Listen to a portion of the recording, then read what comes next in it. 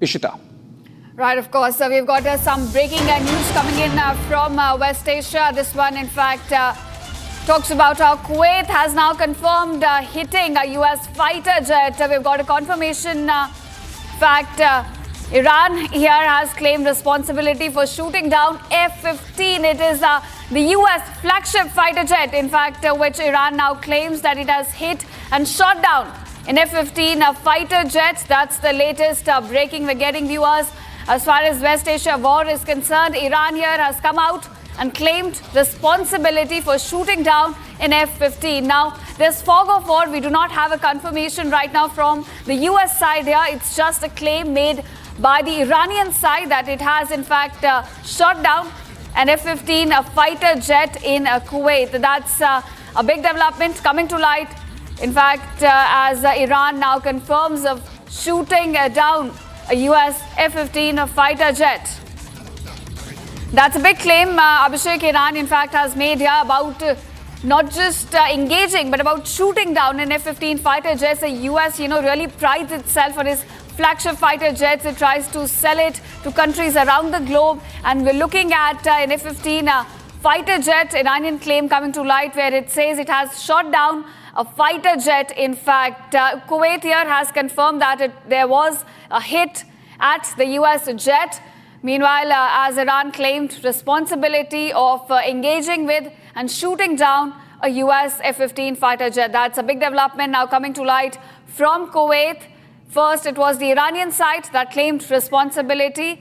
And now, in fact, Kuwait has also confirmed the development. Okay, let's go back to General Sudhakarji for more perspective. Sir, you have seen what has happened over the last 48 hours.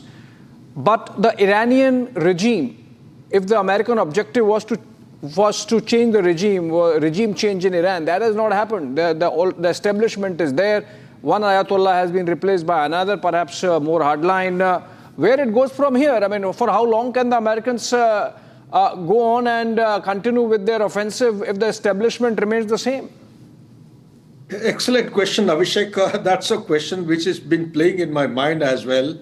To be very blunt and straightforward, I must say this particular offensive has been undertaken without a thought-through process, without having given adequate thought. Because I feel it is not only a diplomatic blunder, it is a political blunder committed by USA and Netanyahu, that is Israel. Why am I saying time will not permit to dilate, but allow me to come to the specific point by merely hitting the head of the, I call it as octopus doctrine. Octopus doctrine is commonly used in Israel military science. The head of the octopus is Iran, and it is supported by the tentacles. One tentacle is headed by Houthis, the second one by Hamas, the third is by Hezbollah, and the fourth one, nobody talks, is Hadil al-Saib in Iraq. And the fifth one, there are a host of militias floating around left, right, and center. So now they have weakened the tentacles, all right.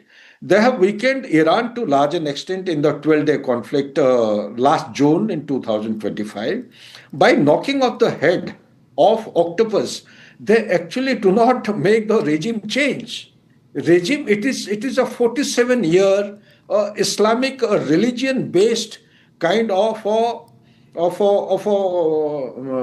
theocratic society, which has come into existence. The moment you understand the meaning of theocracy, which you will do, I'm very sure, it is deep-rooted, it is deeply entrenched.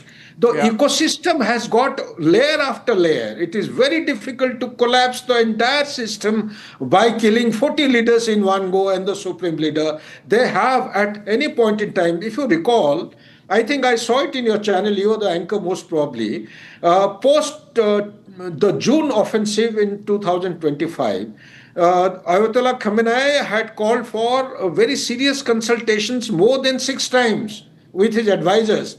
Finally, they had come out with a document giving out the architecture and the structure of 4 layers of leadership of each appointment. They had not disclosed the names. Major General, we'll come back to you. I'm really sorry to interrupt you there.